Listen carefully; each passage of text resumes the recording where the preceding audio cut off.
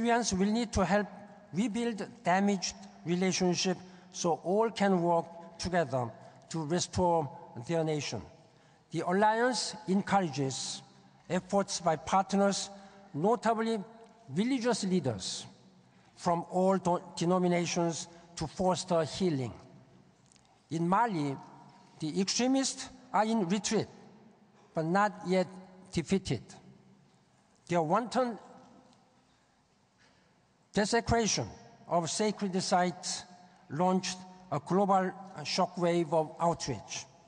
In Timbuktu, brave men and women risked their lives to protect rare and ancient manuscripts. In that regard, I highly commend the efforts and leadership of Director General of UNESCO, Madam Irina Bokova. The United Nations will focus on rebuilding and safeguarding Mali's heritage as part of a broader strategy for peace, security, and development. The alliance could help to restitch Mali's tattered tapestry by engaging religious and community leaders, grassroots organizations, and youth. The country, indeed, the whole Sahel region faces many challenges, but they can be overcome much more quickly if all communities collaborate to address the underlying causes of extremism.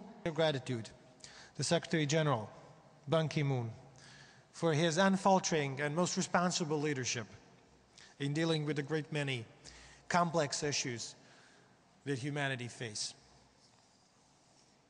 Ladies and gentlemen, the first stated goal of the United Nations is to enable peoples to practice tolerance and live together in peace with one another as good neighbors. This noble aim traces its origins back to the very dawn of our civilizations.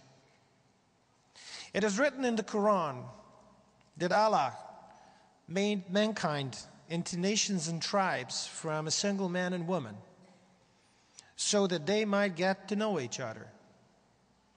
Whereas the Bible is telling us that from one blood, He has made every nation to live together all over the earth, reminding us of our common lineage. These sacred words clearly direct us to live in harmony with each other. It is one of humanity's most important bequests. Yet we all know how sorely it has been tested, time and again, in the succeeding generations. The enmity and suspicion that regretfully exist in many quarters stand in stark contrast to the divine message of our faiths. The world is beset by a series of ruptures that seem to be building in intensity. Their effects can barely be kept in check. We must be aware of the growing danger of what the ills and grievances of bygone centuries can inflict upon us. President of the UN General Assembly, thank you very much. Needless to say, you have your work cut out for you when you return to the UN in New York. And as we prepare to look ahead to what the United Nations Alliance of Civilizations can do over the course of the next few years, it is